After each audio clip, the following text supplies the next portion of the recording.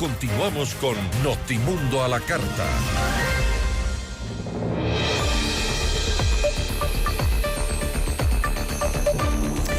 Bueno, y este 5 de enero inició también formalmente la campaña para los candidatos que buscan llegar a la Asamblea Nacional.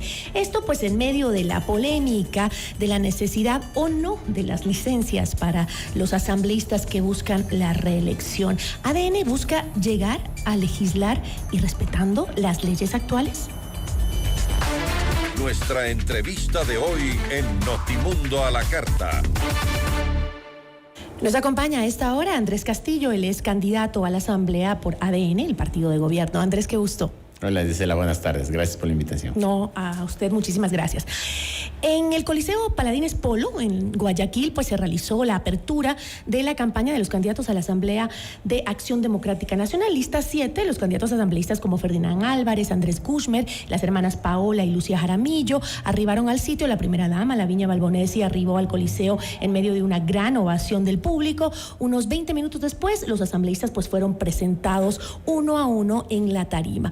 Ahora, ¿cómo se desenvuelve la campaña de ADN, el partido de gobierno, en medio de la polémica sobre las licencias que deben tomar para la reelección?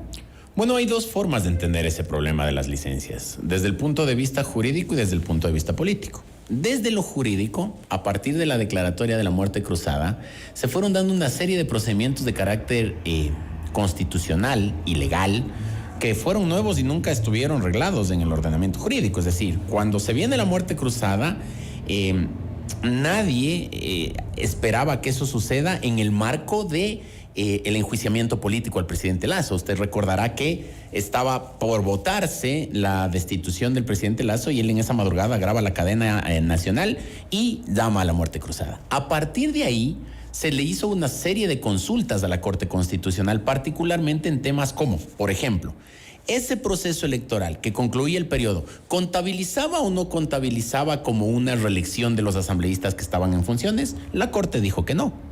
Le preguntaron a la Corte si es que en efecto ese proceso electoral servía para la tarjeta amarilla de los partidos políticos si es que no cumplían el 4% que exige la ley. La Corte les dijo que no.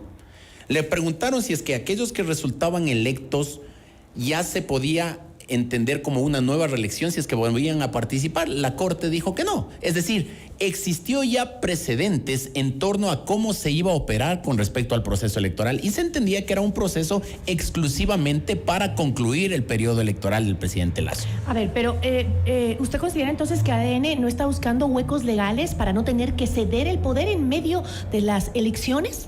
Bueno, los asambleístas ya han pedido licencia. La Asamblea Nacional se reunió el sábado, sacaron una resolución del Pleno, se exige a todos los asambleístas que en efecto se acojan a la licencia. Ellos se han acogido a aquello, pero el presidente de la República, en ejercicio de lo que la Corte Constitucional dispuso con respecto a la reelección o no, en función del proceso electoral anterior, se ha acogido a lo que la Corte ha dicho, que bajo ninguna circunstancia se entendería como una reelección. Pero, a ver, el punto de las licencias es justamente equiparar las condiciones entre los candidatos para que aquellos que estén en el poder no ocupen los recursos estatales, tanto en dinero como también en palestra pública, para beneficiar a sus candidatos. ¿Cómo es que y respetar este principio es una defensa de la democracia? Y eso lo han argumentado ustedes en el caso del presidente y antes también para los asambleístas. Porque es una regla con condición, Gisela. Es decir, la regla dice que para hacer campaña tú tienes que pedir licencia. ¿No es cierto? Para hacer campaña. El presidente de la República ha resuelto continuar sus funciones como presidente de la República y no participar activamente de la campaña. Es decir, si es que él no va a hacer campaña, entendiéndose como campaña, salir en spots, hacer eventos masivos, hacer caravanas, hacer recorridos, en los actos públicos sacar una bandera. En la Plaza Grande, desde el Palacio de Carondelet. El Palacio de Carondelet es un espacio público. Sí. Es la presidencia de la República. Sí, de acuerdo. En esa manifestación, entiendo, lo que se buscaba era dejar claro que la posición de la señora Verónica Abad de irse a posesionar como presidente de la República no estaba en apego a lo que en efecto se había resuelto en días pasados. Es decir, no había la posibilidad de que ella asuma la presidencia, porque ahí también hay una condición. Para que el vicepresidente asuma la presidencia de la República, debe haber una ausencia temporal o definitiva del presidente en funciones. Si es que el presidente Noboa no se va a hacer campaña, no existía aquella vacancia o aquella ausencia temporal. Al no existir esa condición, entonces ya no se podía posesionar. Obviamente se iba a criticar porque era el inicio de la campaña electoral. Seguramente que sí, pero en el Palacio de Carondelet... Porque se hizo un llamado masivo, porque se habló incluso en desde el Falcón de Carondelet, se hizo alusiones a decir volveremos a gobernar en el 2025.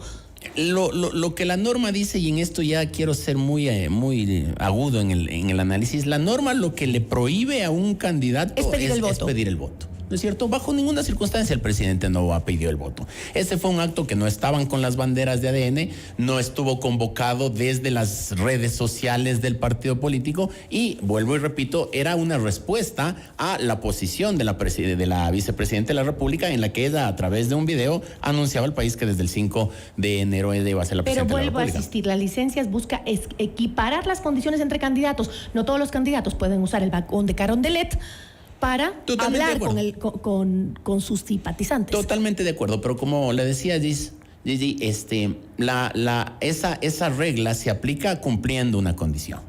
Para presentarse en la campaña, usted pida licencia. Si es que el presidente de la República no se va a presentar en la campaña formalmente, no necesita pedir la licencia porque no se ha cumplido ese requisito. Es decir, no... Pero está haciendo campaña, entonces podría ser sancionado. Sí, ahí ya lo determinará el Tribunal Contencioso Electoral. Es decir, él se está jugando esa carta de que, en efecto, haya alguien que pueda presentar una denuncia por infracción electoral y habrá que defenderse dentro del contencioso electoral. Lo que entiendo yo, él será lo suficientemente prudente como para participar de los actos públicos como presidente de la República en esa condición, en esa calidad y sin la necesidad de que sea esto un acto proselitista, ni con las banderas, ni con los gritos, ni con arengas, ¿no?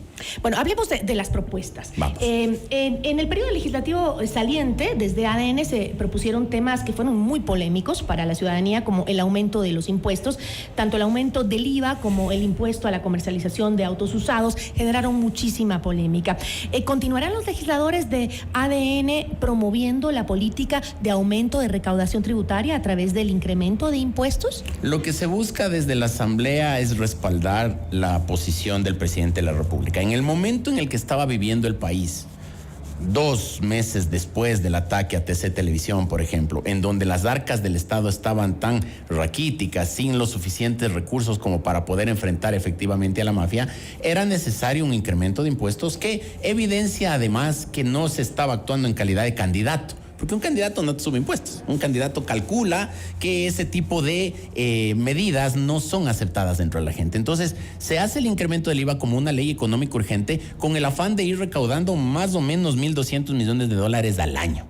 $1.200 millones que en números cerrados se distribuirían $100 millones al mes que iban a ser destinados al tema de la lucha contra el narcotráfico y los GDOs. Eso se ha traducido en balas, en equipos, en chalecos, en alimentación, en bonos para las Fuerzas Armadas, etcétera, etcétera. Entonces, ahora más bien lo que nosotros estamos proponiendo, particularmente quien le habla, es hacer toda una reingeniería en materia penal. Uno de los problemas que tenemos en el Ecuador es que el delincuente ingresa por la puerta de adelante y a los 3 minutos sale por la puerta de atrás, porque el Código Orgánico Integral Penal le llena de beneficios al delincuente, le da un montón de canonjías al delincuente. Aquí los derechos humanos se han impuesto. Se olvidan de los derechos humanos de las víctimas y enaltecen los de los delincuentes. Por lo tanto, nosotros haremos toda una reforma en materia penal en lo que tiene que ver al sistema penitenciario, pero para eso incremento no de penas. Una consulta popular justamente para hacer algunos de esos cambios. Sí, por supuesto. Entonces hay que incorporar. ¿No fue suficiente? Hay que incorporar dentro del código, porque el Código Orgánico Integral Penal es el código correísta, aquel que aprobaron cuando tenían 100 asambleístas en el Parlamento. Y ese código está lleno de retazos, de parches, de coberturas que ya no tienen una unidad, ¿no es cierto? Comenzando, por ejemplo, por el sistema penitenciario, Gisela. En el sistema penitenciario no se distribuye en las cárceles entre reclusos y presos, sino que distribuyen los pabellones en función de la banda a la que pertenece. Y eso es lo que pasó, por ejemplo, en el último amotinamiento. Rompen la pared los del GDO que estaban en el pabellón A para meterse al pabellón B y asesinar a los que estaban ahí. Entonces, aquí, desde la norma, tenemos que dar tanto a los jueces como a las instituciones administrativas todas las características necesarias para poder combatir el crimen con la ley en la mano y que los jueces no tengan de dónde cogerse. Tengo que cerrar porque no nos queda mucho tiempo, pero mencionar algo de lo que usted saca en sus redes sociales, realiza publicaciones en contra de la Revolución Ciudadana, acaba de también hablar en contra de este partido. ¿Trabajará usted junto a Ferdinand Álvarez, ex legislador de la Revolución Ciudadana, en esta campaña? ¿Con esa estrategia? No tendría por qué, porque él es candidato por el Guayas, es decir, él pero digo, ¿hay una cada cual estrategia cubre en su puerta. conjunto? No, cada cual cuida su puerta, es decir, nosotros estamos en Pichincha. Es que le pregunto esto porque ADN se ha enmarcado en un discurso de oposición, pero en sus filas hay un montón de excorreístas, sobre todo afiliados últimamente. En todo caso, lo que yo le puedo decir es que mi posición siempre será la de mantener una visión de respeto a la gente. Yo soy un tipo de derecha, yo no entiendo las lógicas de la izquierda bajo ninguna circunstancia. Yo no me voy a dar la mano con todos estos que han sometido al país con la lógica de la izquierda. Pero sí con los que se viraron para su partido. Bueno, primero veamos si es que ganan las elecciones. Si es que las ganan, formaremos un bloque y en ese bloque discutiremos a la interna cómo tenemos que llevar para ahí. Pero por supuesto, claro que sí. Pero por supuesto, es que esa es la dinámica de la Asamblea. En la Asamblea Nacional hay que llegar a acuerdos no solo con las otras bancadas, sino también a la interna, porque en la interna de las organizaciones políticas hay una serie de posiciones que hay que conciliar y a partir de ahí mantener lo que se conoce como la disciplina partidista. Pero así como que se aleja un poco. Yo me alejo de los izquierdosos. Yo me alejo de todos aquellos. Sí, pero por supuesto. Incluso de sus compañeros de partido, entonces. Bueno, ellos sabrán cómo han actuado, pero yo no comparto lo que decía Diego Borja hace un rato, ¿no? Después de tanto daño que le hicieron al país, venir a decir que aquí no hay que insultar y después le dice lo veo difícil. Y luego le dice perro miserable al Juan Esteban Guarderas. Eso yo no entiendo. Yo tengo un solo discurso y lo he tenido siempre. Entonces va a haber confrontación internamente ahí. Y si es que la hay, la manejaremos con altura.